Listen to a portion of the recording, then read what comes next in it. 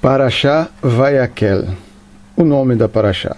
O que é mais importante? Uma mentalidade de equipe em que todos pertencem a um todo, a uma comunidade gigantesca que é maior que suas partes constituintes, ou é mais importante enfatizar o valor do indivíduo, como cada pessoa foi criada por Deus, totalmente única, com seus próprios talentos e habilidades que precisam ser alimentados isoladamente? Este atrito entre o todo e suas partes é representado pelos nomes Vayakhel e Pekudei, duas parashot que são frequentemente lidas juntas. Vayakhel quer dizer reuniu, como em Moshe reuniu.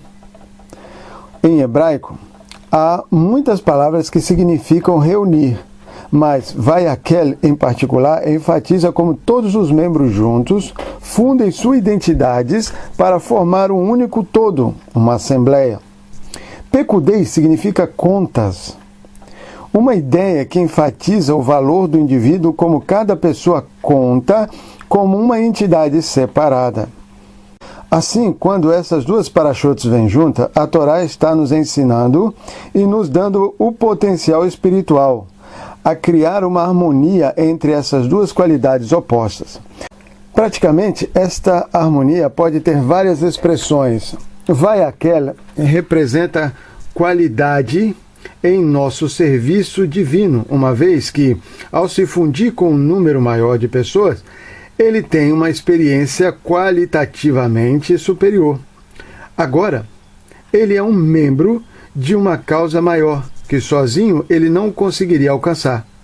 Pekudei, por outro lado, representa a vantagem da quantidade. Vayakhel representa uma visão penetrante do mundo, na qual os detalhes da existência empalidecem para revelar uma realização holística e espiritual, que não há nada mais que Deus. Elokut Bepishitut. Pekudei representa uma visão menor do mundo, na qual cada detalhe é visto por si, com a compreensão que cada detalhe revela a glória de Deus de seu próprio modo. Vayakhel nos ensina que, por mais baixa que uma pessoa possa ser, ela é ainda parte de todo comunal e, por isso, intimamente associada com os líderes da comunidade. Pekudei nos ensina que, por mais baixa que uma pessoa possa ser, ela ainda tem seus próprios e únicos talentos, os quais Deus não deu para qualquer outra pessoa. Baseado em Sihat Shabbat Parashat Shemot 5.740, 5.743 e 5.752. Moshe reúne o povo judeu. Moshe reuniu toda a comunidade israelita no dia seguinte a Yom Kippur em assembleia e lhe disse: estas são as palavras que Deus ordenou para fazerem. Por 6 dias trabalho pode ser feito, mas o 7º dia deve ser sagrado para vocês, um dia de completo descanso para Deus. Quem quer que faça trabalho nele será posto à morte. Não acendam fogo em todo lugar onde vocês morarem no dia de Shabat. Moshe disse para toda a comunidade israelita, dizendo: esta é a palavra que Deus me ordenou a dizer para vocês. Coletem entre vocês uma contribuição oferecida a Deus.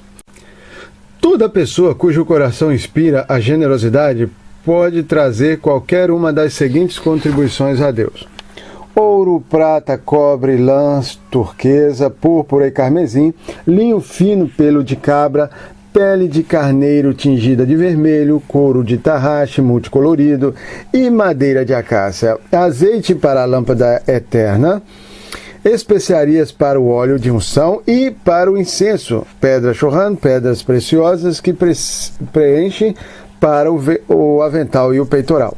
Todo indivíduo sábio de coração entre vocês deve vir e fazer tudo o que Deus ordenou. O tabernáculo, seu teto, sua cobertura, seus colchetes, suas vigas, suas varas, seus pilares e suas bases, a arca e suas varas de transporte, a tampa da arca, a divisória e a cortina divisória, a mesa junto com suas varas de transporte, todos os seus utensílios e os pães multifacetado, a menorá para iluminar junto com seus utensílios, lâmpadas e óleo de iluminação, o altar de incenso e suas varas de transporte, o óleo de unção, o incenso de especiarias, a cortina para a entrada do tabernáculo, o altar de sacrifício, sua grade de cobre, suas varas de transporte e todos os seus utensílios, o lavatório e sua base. As cortinas para o pátio, seus pilares e base, a cortina para a entrada do pátio, as estacas para a tenda, as estacas para o pátio, suas cordas para amarrar, as roupas de malha para uso sagrado para cobrir todos os utensílios durante a viagem, as vestes sagradas para Arão, o sacerdote, e as vestes que seus filhos vestirão para o serviço. Toda a comunidade israelita deixou a presença de Moshe. Toda pessoa cujo coração se inspirou veio, e todo aquele cujo coração o inspirou a dar trouxe um donativo para Deus para o trabalho da tenda da reunião, todas as suas necessidades e as suas vestes sagradas. Os homens vieram com as mulheres depois delas, e aqueles cujo coração os inspiraram a generosidade trouxeram braceletes, brincos, anéis, ornamentos para o corpo, todo tipo de objeto de ouro, todo homem que doou uma oferenda de ouro a Deus. Toda pessoa que tinha lãs turquesa, púrpura e carmesim, linho fino, pelo de cabra, pele de carneiro tingida de vermelho ou couro de tarraxe, trouxe esses itens. Quem quer que doasse prata ou cobre, os trazia como um donativo para Deus. E aquele que tivesse madeira de acácia que podia ser usada para o trabalho que necessitava ser feito, a trazia. Toda mulher hábil colocava sua mão para fiar, e elas todas traziam fios de lã turquesa, lã púrpura, lã carmesim e linho fino, e todas as mulheres cujos corações as inspiravam com sabedoria, fiavam o pelo das cabras diretamente das cabras. Os líderes trouxeram as pedras de Shoham e outras pedras preciosas para o avental e o peitoral, assim como as especiarias e o azeite para iluminação, o óleo de unção e o incenso perfumado. Todo homem e mulher entre os israelitas cujo coração inspiraram generosidade para dar algo para todo o trabalho que Deus tinha ordenado através de Moshe, trouxeram um donativo para Deus. A escolha de Betzalel e Aholiab. Moshe disse aos israelitas: Deus selecionou Betzalel, filho de Uri, filho de Hur, da tribo de Judá. Ele o inspirou com o Espírito Divino, sabedoria, entendimento e inspiração divina, e um talento para todos os tipos de arte, para delinear planos, trabalhar em ouro, prata e cobre, cortar pedras preciosas para serem assentadas e fazer carpintaria e todo tipo de trabalho especializado. Deus também lhe deu a Aholiab, filho de Ahissamar, da tribo de Dan, a habilidade de ensinar outros. Ele incutiu-lhes com sabedoria do coração necessária para todas as artes, para formar materiais, para decorar com brocados ou bordas com lãs turquesa, púrpura e carmesim e com linho fino, e para tecer. Eles são capazes de fazer todo tipo de trabalho e tecer profissionalmente. Betzalel e Aholiab devem fazer todo o trabalho junto com todo homem sábio de coração, a quem Deus incutiu a sabedoria no coração e o entendimento para saber como fazer todo o trabalho necessário para a tarefa do sagrado santuário, de acordo com o que Deus ordenou. Moshe chamou Betzalel e Aholiab e todo homem sábio de coração, a quem Deus tinha instilado sabedoria no coração. Todos aqueles que seus corações os inspiraram a se dedicar ao trabalho. Na presença de Moshe, eles pegaram todos os donativos que os israelitas tinham trazido para completar o trabalho do Sagrado Santuário. Eles continuaram trazendo mais doações toda manhã. Fim das contribuições e a construção começam. Todos os homens sábios no trabalho do Sagrado Santuário vieram. Cada um deles deixou o trabalho que estava fazendo. Eles disseram a Moshe: o povo está trazendo demais, muito mais do que o necessário para o trabalho que Deus ordenou fazer. Moshe deu ordens e foi anunciado no acampamento dizendo que nenhum homem ou mulher faça mais qualquer trabalho para a doação do Sagrado Santuário. E o povo parou de trazer, mas o trabalho que o povo tinha feito trazendo as doações foi mais do que o suficiente para todo o trabalho de construção que tinha de ser feito, e sobrou. Então, todo homem sábio de coração dentre aqueles trabalhando fizeram o tabernáculo, o qual consistia em 10 tapeçarias feitas de linho torcido, junto com lã turquesa, púrpura e carmesim. Ele as fez com desenhos de animais em um brocado profissional. O comprimento de cada tapeçaria era de 28 cúbitos e a largura era de 4 cúbitos. Essas medidas se aplicavam a todas as tapeçarias. Ele costurou 5 tapeçarias, umas às outras, e as outras 5 tapeçarias, ele também costurou umas às outras. Ele fez lançadas de lã turquesa na extremidade da tapeçaria que fica no fim do primeiro grupo de 5 tapeçarias. E ele fez o mesmo na extremidade final do segundo grupo de 5 tapeçarias. Ele fez 50 lançadas na extremidade da primeira tapeçaria e 50 lançadas na extremidade do segundo grupo, com todas as lançadas dos 2 grupos de tapeçarias correspondendo umas às outras. Ele fez 50 colchetes de ouro para unir os conjuntos de tapeçaria umas às outras, como colchetes para fazer o teto do tabernáculo numa unidade. Ele fez lençóis de pelo de cabra para cobrir o tabernáculo. Ele fez 11 lençóis. O comprimento de cada lençol era de 30 cúbitos e a largura de cada lençol era de 4 cúbitos. A dimensão se aplicava a todos os lençóis. Ele costurou 5 lençóis juntos e os outros 6 juntos. Ele fez 50 lançadas na extremidade do primeiro lençol no final de um grupo e 50 lançadas na extremidade do último lençol do segundo grupo. Ele fez 50 colchetes de cobre para juntar a tenda e fazê-la numa unidade. Ele fez mais uma cobertura para a tenda de pelo de cabra com os couros de carneiro tingido de vermelho e outra cobertura acima dela de couro de tarraxe. As paredes do tabernáculo são construídas. Ele fez as vigas para o tabernáculo de madeira de acácia erguida. O comprimento de cada viga era de 10 cúbitos e a largura era de 1,5 cúbito. Cada viga tinha 2 encaixes quadrados entalhados na base separadamente, como degraus, alinhados um ao outro. Dessa maneira, ele fez todas as vigas do tabernáculo. Ele fez as vigas do tabernáculo como se seguem: 20 vigas para a lateral sul.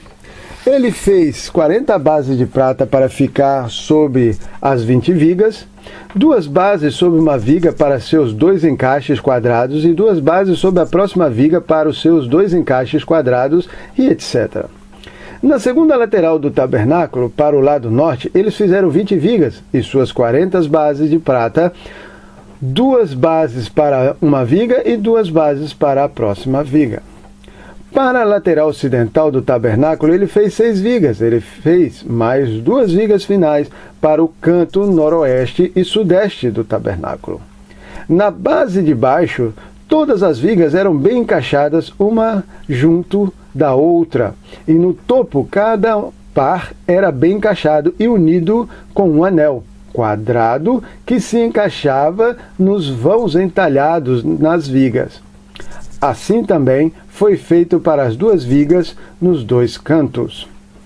Assim, no lado oeste havia 8 vigas e suas bases de prata, 16 bases, 2 bases para uma viga e 2 bases para a próxima viga. Ele fez varas de madeira de acácia, 5 para as vigas de um lado do tabernáculo, 5 para as vigas do segundo lado do tabernáculo e 5 varas para as vigas do fundo do tabernáculo, a lateral ocidental. A vara do meio foi feita para passar pelo centro das vigas de uma extremidade à outra. Ele cobriu as vigas com uma camada de ouro. Ele fez anéis de ouro nas vigas como suporte para as varas, e as próprias varas ele cobriu com uma camada de ouro. Ele fez uma divisória de lãs turquesa, púrpura e carmesim, e de linho torcido, o trabalho de um tecelão profissional. Desenhos de animais foram profissionalmente tecidos nos 2 lados dela. Ele fez para ela 4 colunas de acácia, cobrindo com uma camada de ouro e com ganchos de ouro para prender a divisória. Ele fundiu para ela 4 bases de prata. Ele fez uma cortina para a entrada da tenda com lãs turquesa, púrpura e carmesim e linho torcido, o trabalho de um bordador, com imagens nos 2 lados. Havia 5 colunas para mantê-las, junto com ganchos, capitéis e braçadeiras de ouro. Havia também 5 bases de cobre para essas colunas. Os utensílios do tabernáculo são feitos. Betzalel, junto com seus assistentes, fez a arca de madeira de acácia com 2,5 cúbitos de comprimento, 1,5 cúbito de largura e 1,5 cúbito de altura. Ele a cobriu com uma camada de ouro puro, o seu interior e o seu exterior. E fez uma beirada de ouro em toda a sua volta. Ele fundiu 4 anéis de ouro em seus 4 cantos, 2 anéis para um lado e 2 para o outro lado. Ele fez varas de madeira de acácia e as cobriu com uma camada de ouro. Ele inseriu as varas nos anéis nos lados da arca para que carregassem a arca. Ele fez uma tampa de ouro para a arca de 2,5 cúbitos de comprimento e 1,5 cúbito de largura. Ele fez 2 querubins com faces de crianças de ouro. Ele os fez da mesma peça de metal, batendo-os a partir das 2 extremidades da tampa. Os querubins foram feitos em ambas as extremidades da mesma peça de metal da tampa. Um querubim numa extremidade e o outro na outra. Os querubins tinham suas asas estendidas para cima, protegendo a tampa da arca com suas asas, suas faces voltadas um para o outro. As faces dos querubins estavam inclinadas em direção à tampa. Ele fez a mesa de madeira de acácia com 2 cúbitos de comprimento, 1 cúbito de largura e 1,5 cúbito de altura. Ele a cobriu com uma camada de ouro puro e fez uma beirada de ouro em toda a sua volta. Ele fez uma moldura para ela, de 1 punho de largura por toda a volta, e colocou uma beirada de ouro na moldura por toda a volta. Ele fundiu 4 anéis de ouro para a mesa, colocando os anéis nos 4 cantos de suas 4 pernas.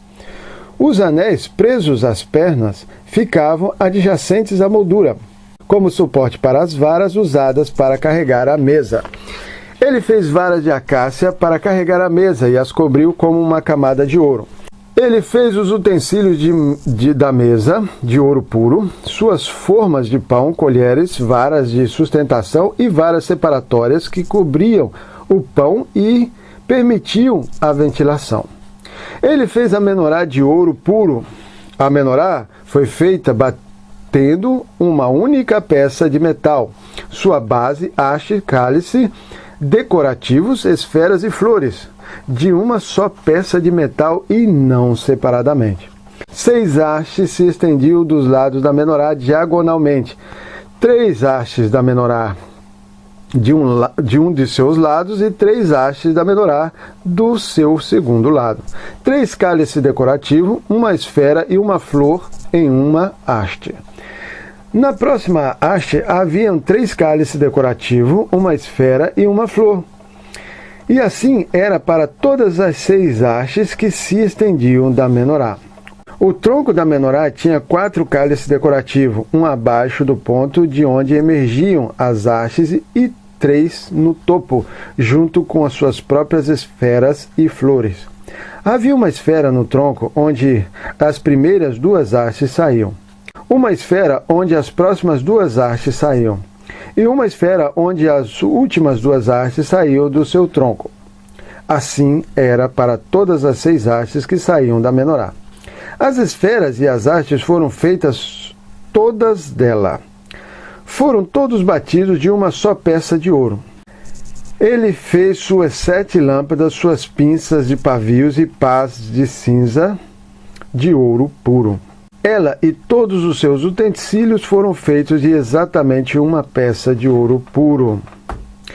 Ele fez o altar de incenso de madeira de acácia, 1 quadrado de 1 cúbito de largura e 2 cúbitos de altura. Seus chifres foram formados dele. Ele cobriu seu topo, suas paredes em volta e seus chifres com uma camada de ouro puro e fez uma beirada de ouro em toda a sua volta. Ele fez 2 anéis para ele, o altar de incenso abaixo de sua beirada, em seus 2 cantos. Ele os fez em seus 2 lados, para que pudessem servir como suporte para as varas com as quais o altar era carregado. Ele fez as varas de madeira de acácia e as cobriu com uma camada de ouro. Ele fez o óleo de unção sagrado e o incenso puro, misturando-os de modo profissional. O pátio e seus utensílios são feitos. Ele fez o altar de sacrifício de madeira de acácia, 1 quadrado de 5 cúbitos de lado e 3 cúbitos de altura. Ele fez as protuberâncias sobre todos os 4 cantos. Essas protuberâncias eram do mesmo pedaço de madeira como uma parte integral da estrutura do altar. Ele cobriu toda a estrutura com uma camada de cobre. Ele fez todos os utensílios do altar, panelas, pás, bacias de sacrifício, garfos para as carnes e frigideiras. Eles foram todos feitos de cobre. Ele fez para o altar uma grade com malhas de cobre e colocou-a debaixo da beirada decorativa, estendendo-a para baixo até o meio do altar. Ele fundiu 4 anéis sobre os 4 extremos da grade de cobre como suporte para as varas. Ele fez varas de madeira de acácia e as cobriu com uma camada de cobre. Ele colocou as varas de transporte nos anéis nos cantos do altar, de modo que ele pudesse ser carregado por elas. Ele construiu o altar como uma estrutura oca feita de tábuas. Ele fez o lavatório de cobre e sua base de cobre dos espelhos das mulheres que deram à luz a legiões de crianças no Egito, que se congregavam na entrada da tenda da reunião para dar suas contribuições. Ele fez o pátio do seguinte modo: no lado sul, forrado com as cortinas de linho torcido, eram de 100 cúbitos de comprimento. Elas tinham 20 pilares com 20 bases de cobre. Os ganchos e as braçadeiras dos pilares eram de prata. O lado norte tinha 100 cúbitos de comprimento. Havia 20 pilares com 20 bases de cobre. Os ganchos e as braçadeiras dos pilares eram de prata. No lado oeste, as cortinas eram de 50 cúbitos, tinham 10 pilares com 10 bases de cobre, e os ganchos e as braçadeiras dos pilares eram de prata. O lado leste tinha 50 cúbitos, sendo 20 de entrada e 15 de cada lado, fechados com cortinas. As cortinas num lado do pátio eram de 50 cúbitos de comprimento, mantidas por 3 pilares com 3 bases. Da mesma forma, do outro lado do portão do pátio, de modo que as cortinas aí eram também de 15 cúbitos, mantidas por 3 pilares com 3 bases. Todas as cortinas do pátio eram feitas de linho torcido. As bases para os pilares eram feitas de cobre, enquanto os ganchos e as braçadeiras dos pilares eram feitas de prata. Seus carpitéis eram feitos de prata. Todos os pilares do pátio tinham braçadeiras de prata. Na entrada do pátio havia uma tapeçaria bordada profissionalmente com lãs turquesa, púrpura e carmesim, junto com linho torcido. Ela tinha 20 cúbitos de comprimento, 5 cúbitos de largura e a mesma altura que as cortinas do pátio. Ela tinha 4 pilares, tendo 4 bases de cobre, e ganchos, carpitéis e braçadeiras de prata. Todas as estacas usadas para o tabernáculo e o pátio em volta eram feitas de cobre. Aqui termina a Parashá Vayakhel.